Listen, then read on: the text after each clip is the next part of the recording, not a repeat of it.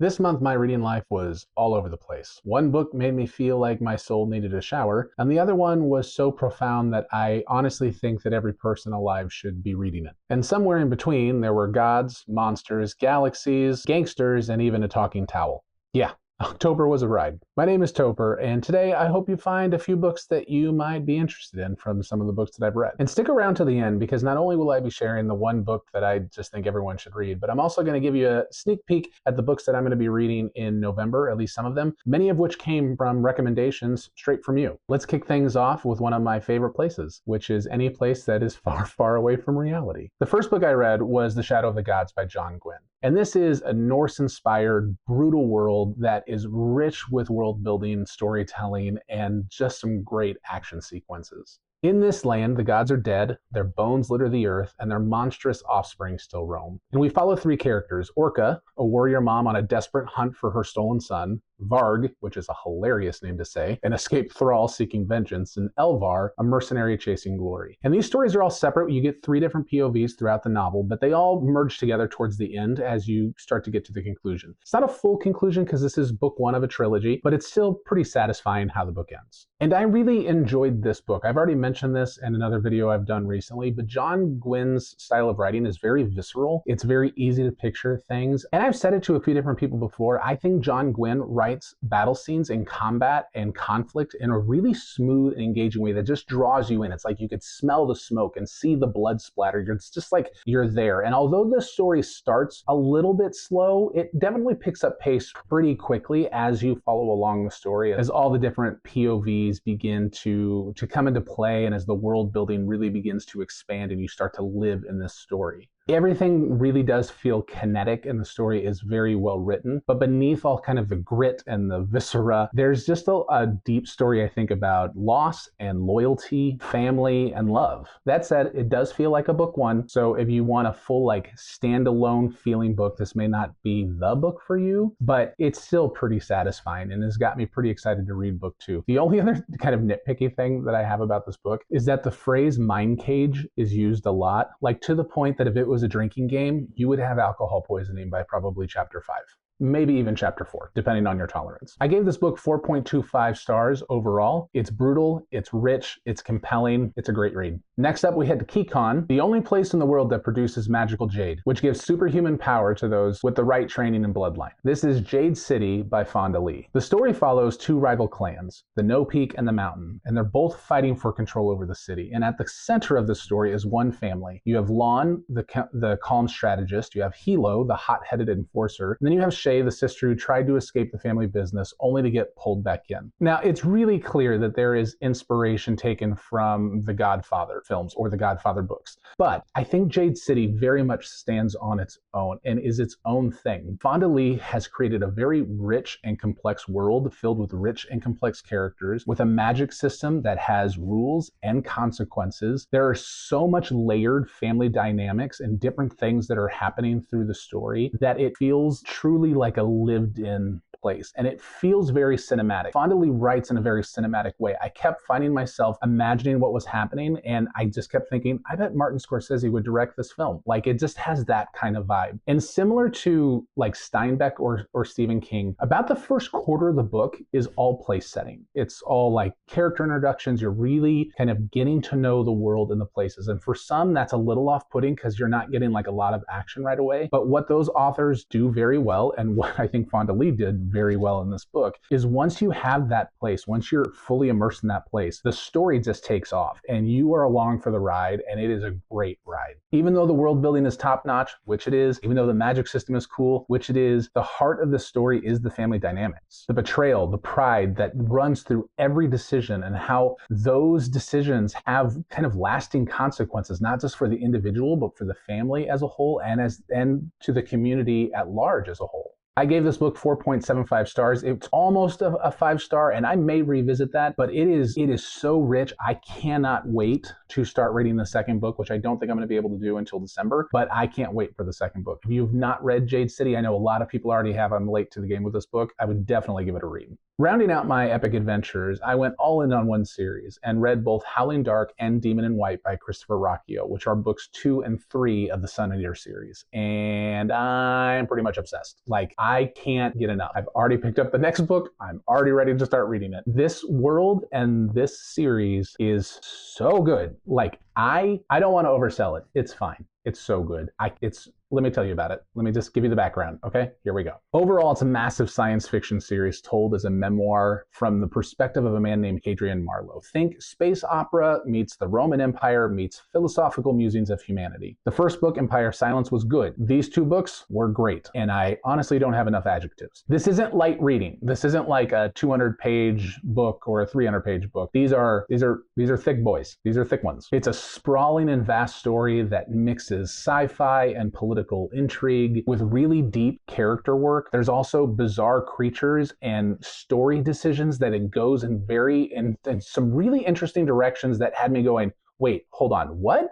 Like, it's one of those types of books that as you continue to read and you get more and more into it, the stranger it gets while also becoming more grounded. I don't understand how Christopher Ruocchio does this, but he does, and he does it really well. Plus, his writing alone, I just think is really beautiful. It's very thought out. He brings a lot of wisdom to the story. Even though there's a lot of action, there's a lot of great pacing, a lot of relational dynamics. There's just these nuggets of wisdom that he tucks into the story that make me want to write things down. Like, both of these books were books that I was writing down quotes pretty regularly in my quote book that I keep with me, because there's just some good stuff in it. Howling Dark expands the universe and throws Hadrian into the throes of war. It's darker, definitely more brutal than the first book. And Demon in White just kind of elevates everything even more. Hadrian is now a figure of galactic importance, and he really has to wrestle with this story that is being told about him and his notoriety as he just tries to live his life and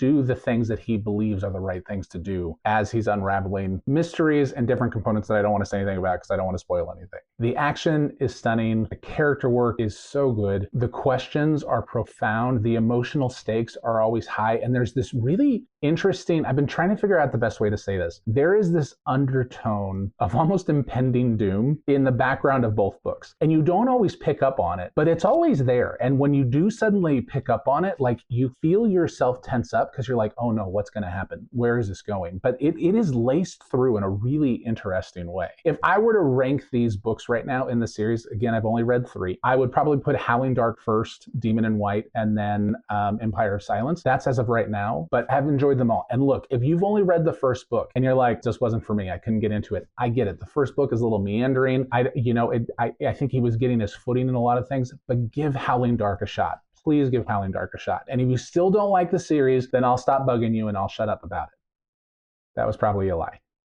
Just give it a shot, okay? Cool. From Galactic Empires, I went to some things that were a lot more grounded and focused on the beauty and the heartbreak and the sadness and the hope of humanity. And I read The Hiding Place by Corrie Ten Boom. This is a true story of a Dutch family who hid Jewish refugees during World War II and paid the price for their courage. Corrie and her sister, Betsy, are arrested and sent to Ravensbrück concentration camp, where their faith and hope are tested beyond belief. This was a 5-star read for me, no questions. It is just a very profound and thought-provoking book that made me think deeply about how I would react and respond to very challenging and heartbreaking situations. And listen, even if faith isn't your thing, I totally respect that. I still think that this book has a lot that can challenge us and teach us about things like forgiveness, fear, what it means to face life with courage and determination, as well as kindness. And I think all of those things are valuable things to dwell on, regardless of maybe where the ideas are coming from. The first part of the story really just details the life of the family before World War II breaks out and before occupation begins. And it's very heartwarming. You just see the day-to-day life and you get to know the family members and the watch shop in which they run and work and the different people within the community and in their neighborhood. Then the second part of the book really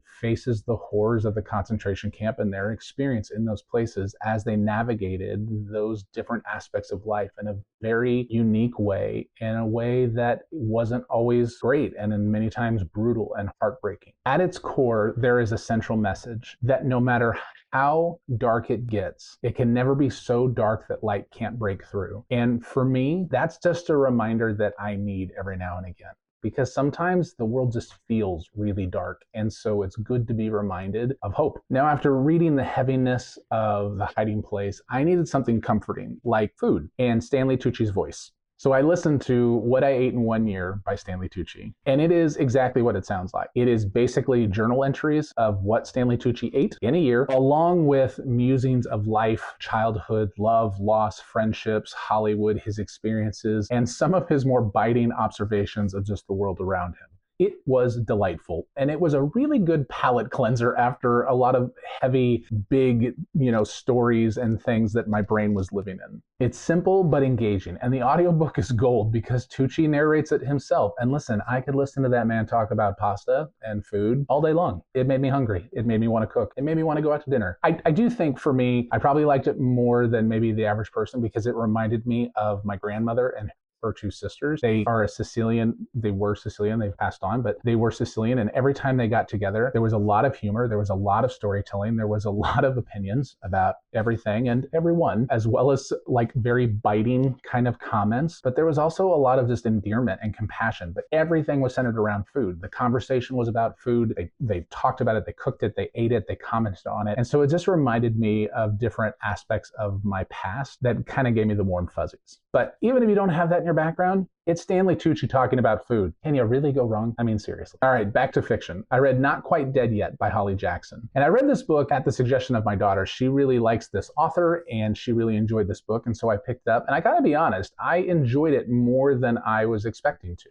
The premise and the conceit of the book is, I actually think, pretty interesting. You follow the story of Jet, a 27-year-old who has spent her whole life putting things off for later. She's violently attacked and she survives only to be told by doctors that the head injury may trigger a fatal aneurysm within 7 days. That's not a spoiler. That's just the setup. And the book kind of takes off from there. So you kind of got a ticking clock situation. The dialogue is very engaging, a pretty large cast of characters. And I will say, like, for a modern mystery, Holly Jackson does a really good job of keeping you guessing. I can usually figure out who it's going to be, and I did get there in the end of who it was going to be, but I honestly at some point thought it was every character in the book. I was convinced, oh, that's the person that did it. Oh, no, that's the person that did it. There are enough red herrings and twists and turns and kind of compelling dialogue and compelling characters that you just want to keep reading and kind of devour it. This is a really quick read. It's very engaging, surprisingly emotional, which I wasn't expecting. And the way in which Jet is having to kind of face her own potential mortality and the opportunities of loss that maybe she's had, of the things she didn't do and the things that she wasted time on, and just kind of bringing to the forefront of how fragile and how wonderful life is and how we shouldn't waste any moment, which again is one of those things that I'm just a big fan of, like that whole carpe diem kind of thing, right? Seize the day. And you kind of get that vibe through this book. I will say most of the characters and side characters are pretty strong. There's a few that feel a little underbaked and just kind of seem like set dressing. And there were definitely times that the language veered into the melodramatic. I believe this is Holly Jackson's first quote unquote adult novel. She's known for The Good Girl's Guide to Murder, I believe, and Rachel Price book or something. So this is kind of her first foray into adult mystery literature. There's a lot of gallows humor, which breaks up some of the tension, but there's some truly heartbreaking moments and kind of deep introspective connections about how our decisions kind of ripple out and affect more than just us and the people around us. So yeah, it was a surprisingly good book. I gave this 3.75, but even as I talk about it, I may actually increase it to 4 because I think I liked it more than I realized that I like it. That's interesting. My daughter gave it 4.25. No, 4.5. She really enjoyed it. If you haven't read it and you're looking for a good modern mystery that just to get lost in, like, highly recommend. It was a good time, quick read, not going to break any brain cells, but it might actually make you feel some stuff, which is never a bad thing. All right, now we get to the last section, and there's only a few books left. So a little while ago, I made a video of 10 books I said I would never read, or I thought I'd never read. And I challenged myself to read all of those books over the next 3 months. And I created a wheel of fate that would dictate and tell me what book I'll read. And after I read a book, then I spin the wheel again, and so on and so forth. And the first book it gave me was the one I was dreading the most, Lolita. I think most people know the premise of Lolita. It is pretty notorious. But in case you don't, the novel is a supposed manuscript of a professor, Humbert, who details, I would say, his monstrous obsession with a 12-year-old girl, Dolores Hayes, whom he calls his Lolita. After becoming her stepfather and after lots of creepy interactions,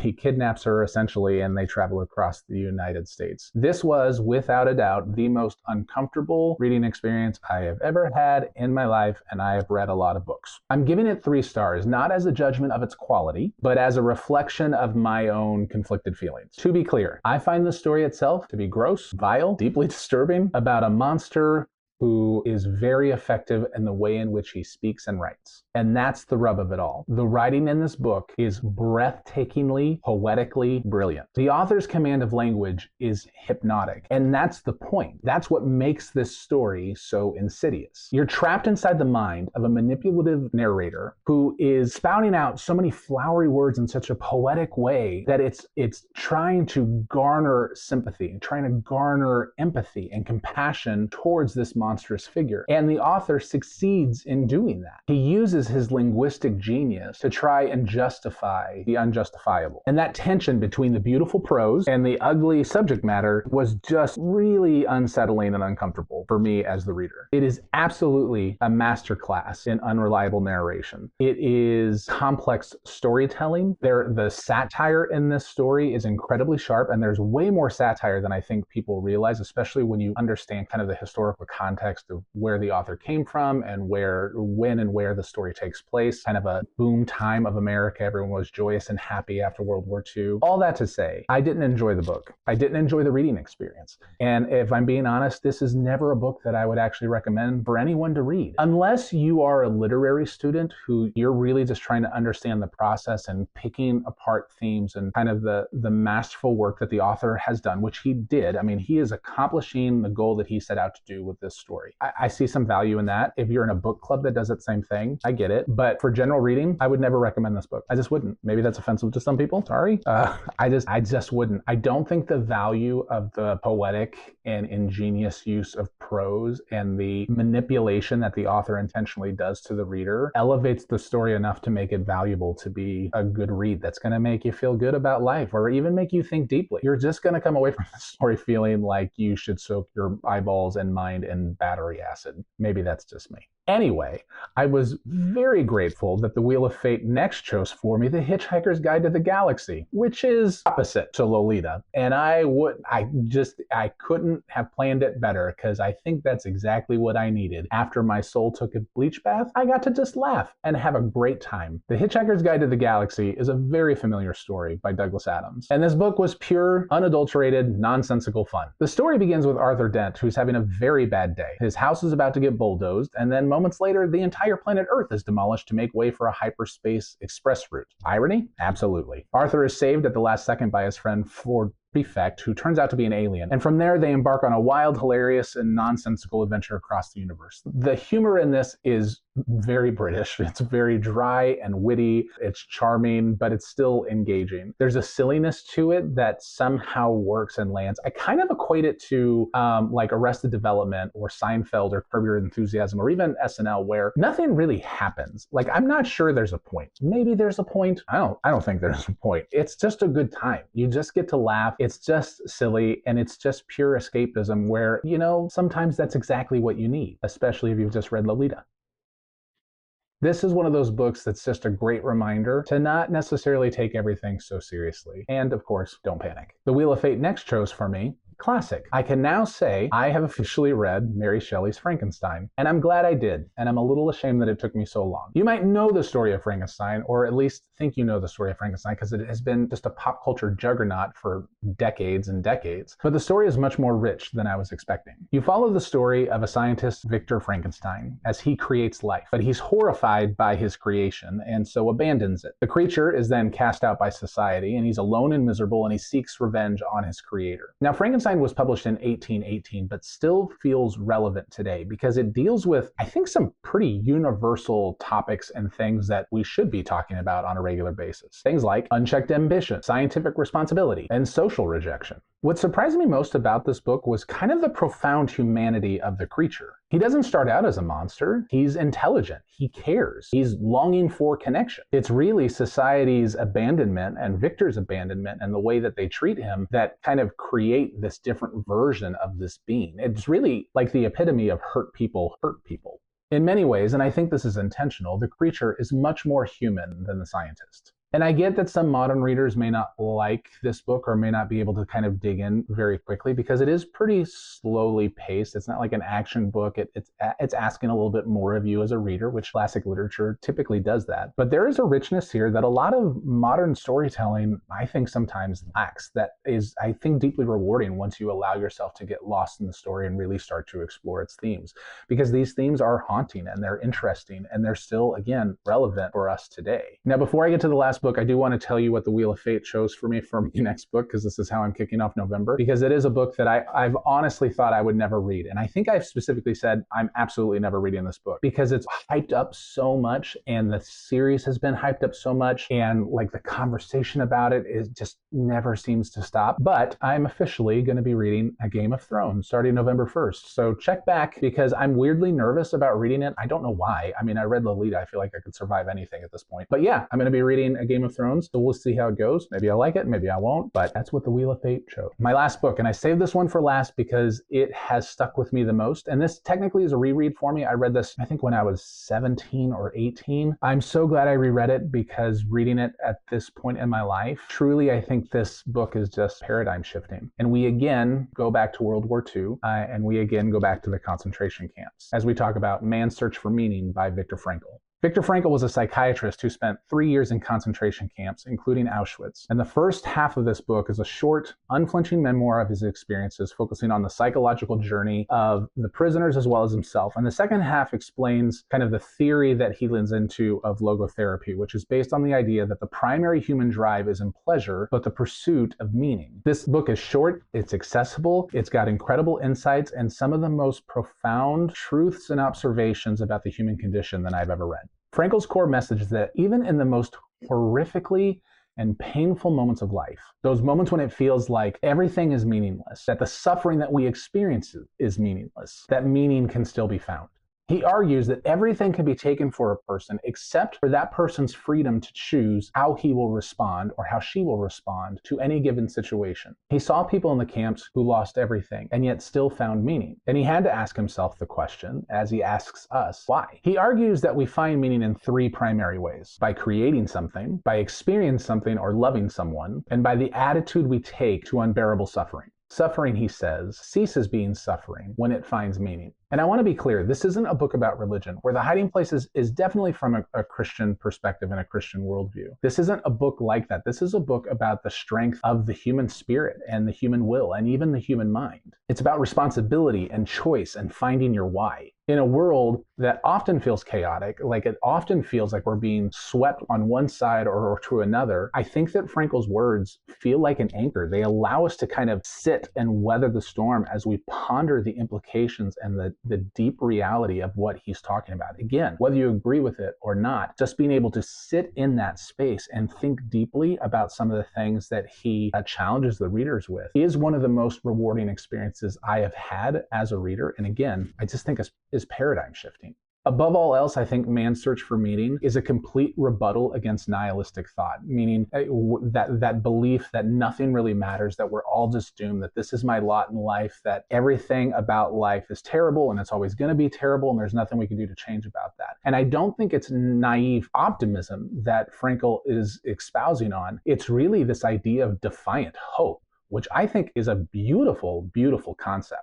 I hope you read this book. I really do. And if you've read it before, I hope you'll read it again, because I think the insights in these pages will linger with you long after you finish the book. And I think that is a gift. Truly, I think it's a gift. And I think it's something that you'll want to talk to others about. And my guess is at least a good portion of you will also end up saying, I really hope more people will read this book, or more people should read this book. So that was my October. Real quick, let me just give you a sneak peek at November, because it is in no small part in thanks to you. And I do want to say thank you. Thank you so much for the different book recommendations that you've been sharing in the comments section of some of the videos that I've done. It's been so fun to not just get book recommendations for myself, but just to see people interacting and getting ideas of different books that they've never heard of before, just because kind of the community is coming together and sharing those. But I did want to share a few others that I've added to my list. Again, thanks to you guys. I have them right in front of me because I don't want to forget anything. At the encouragement of Joe Mack, who's got his own YouTube channel, definitely go check him out. I'm going to be continuing the Sun Eater series with the next book, Kingdom of Death. And I have a feeling the moment I finish Kingdom of Death, I'm going to pick up the next book as well. So Joe Mac, thanks for that continued encouragement and your kind of non-spoiler book reviews that kind of help me dig in even more. I'm going to be listening to the audiobook of De-Evolution by Max Brooks, who wrote World War Z. Thanks to Kathleen for letting me know it exists. Apparently, it's a story about a massacre covered up by a volcano at Mount Rainier, but Bigfoot might be involved. So look, you had me at volcano and you kept me with Bigfoot, because that sounds completely bizarre and I'm here for it. Thanks to Waniac, I picked up The Light at the Top of the Stairs, a horror novel, an underrated horror novel, which I'm really excited about. And then Haikisima, I think that's the handle, as well as a few others suggested I pick up an underrated fantasy book called God's Demons, so I did. And if you are looking for some underrated fantasy novels, I would suggest taking a look at this video right here, because I have quite a few that I think are pretty great, and some of which I guarantee you probably have never even heard before, but I think you would enjoy reading. All right, as always, my name is Topher. Stay curious, read deeply, and I'll see you in the library.